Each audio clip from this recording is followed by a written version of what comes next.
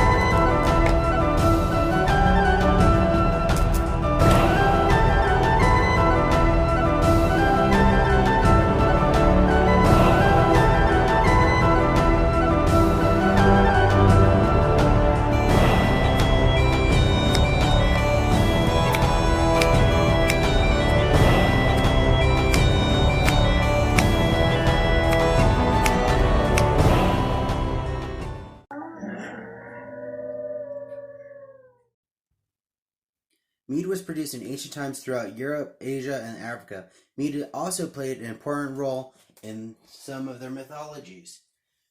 To make mead, all you're going to need is 1 packet of yeast, honey, a gallon of water, a cooking thermometer, then a wooden spoon, metal spoon, a bowl to mix your yeast, a funnel, and a pot.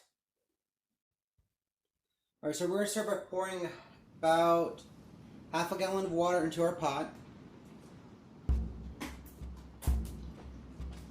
Make sure all the equipment you're using has been sanitized, so which means you're going to wash it first in, what's the ratio? I believe it's 1 tablespoon of bleach per gallon of water. So just for safety reasons, add 2 tablespoons to your bleach water when you go to clean it, and this will help prevent any unwanted bacteria in your mead.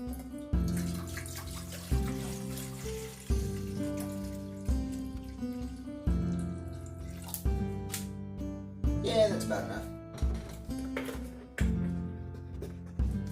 Alright, so now turn on to a medium heat.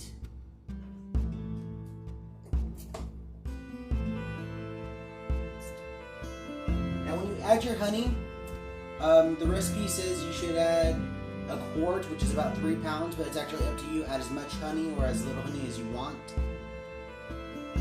The first time I made this, it came out very faint. It wasn't strong in its honey flavor, but it was still alcoholic, because that's what mead is.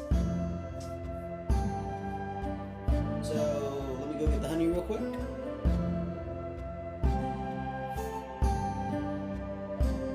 Okay. Mead is an alcoholic beverage made by fermenting honey mixed with water. The defining characteristic of mead is that the majority of the fermentable sugar comes from the honey. So that should be enough right there. Okay, that's plenty. The alcoholic content of mead can reach anywhere from 3.5 to 80%. What we're going to do is we're going to gently stir our honey and water. We're going to wait for the temperature to reach 140, and then we'll continue to lightly stir at that temperature for about 20 minutes. Traces of mead have been found in pottery vessels in northern China dating back to 7000 BCE. The Vikings were kept healthy by drinking mead because of the honey. Honey is an antibacterial, helps with allergies if you're not allergic to it yourself, and is an antibiotic. 1 gram of honey has 100 million of these antibacterial, antibiotic, and allergy-relief properties. During the fermentation, it will have 100 billion of these properties. Alright, so we're already at 100 degrees. We got 40 more to go. We'll continue to gradually stir it to prevent the honey from burning. In Norse mythology, mead is called the drink of the gods, and it is said Odin became stronger after drinking mead. When a warrior dies courageously in battle, Odin will give them a horn of mead to share with them. You're going to get a lot of these little white foamies. Don't worry too much about it, because right now it's not going to hinder anything, but we will deal with it later. So just keep stirring. Got about 30 more degrees to actually climb. And then once it hits 140, just continue stirring and do your best to maintain that temperature for about 20 minutes. On a related note, today in history in 1873, Levi Strauss and Jacob Davis patented blue jeans. Has nothing to do with the project, I just thought it was a little interesting thing to throw in. Alright, so after 20 minutes, we're going to take it off the heat and then let it cool to room temperature. And then while that's cooling, let's mix up our yeast and get that ready for the next step. Okay, good thing I checked. No, you want to add 1 whole packet of yeast.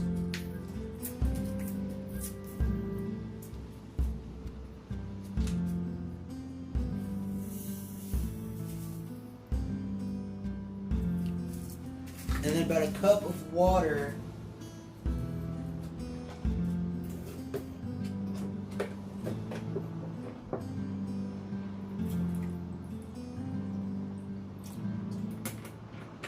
And then you just want to mix this up and leave it set for 15 minutes. So.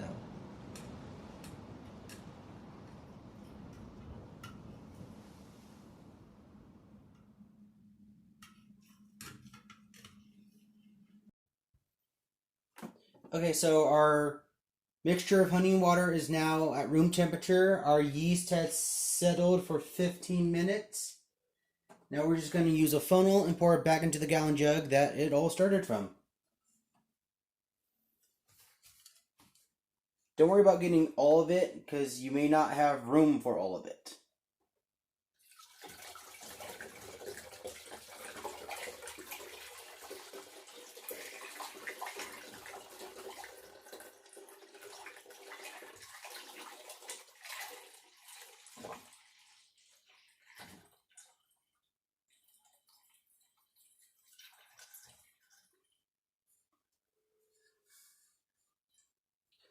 Pretty close. Alright, so now that we have that in there, let's put our cap back on real quick. Give it a gentle shake. He recommends you do this for about 10 minutes. Just to make sure it's nice and mixed.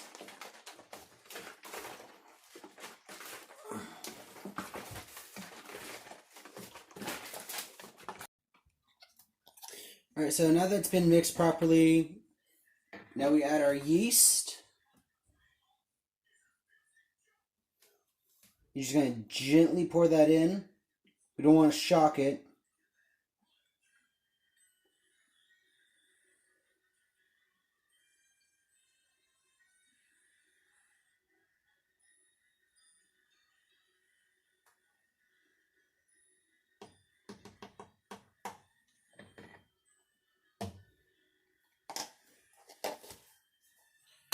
Alright, now we're going to put the cap back on. We're going to lightly shake it again, but not for as long.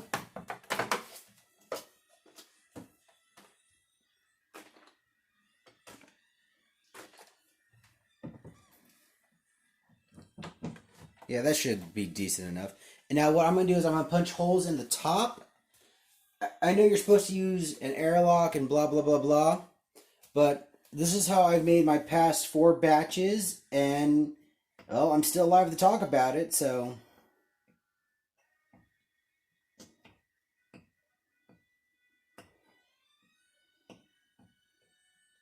Alright, so now you're going to store it in a dark, cool place for 30 days. If you do the hole punching method like I did, it's going to bubble, it's going to foam over. So make sure you have paper towels or a container you have around it so it doesn't get onto your carpet.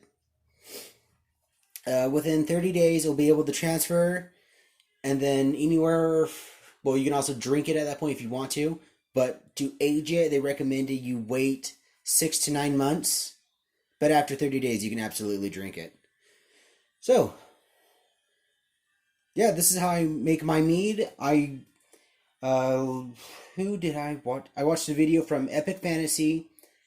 He does the same thing. I will leave a link to him in the description. And you can watch how he makes it compared to how I make it. But no, this is a pretty simple, fast and easy way to make mead.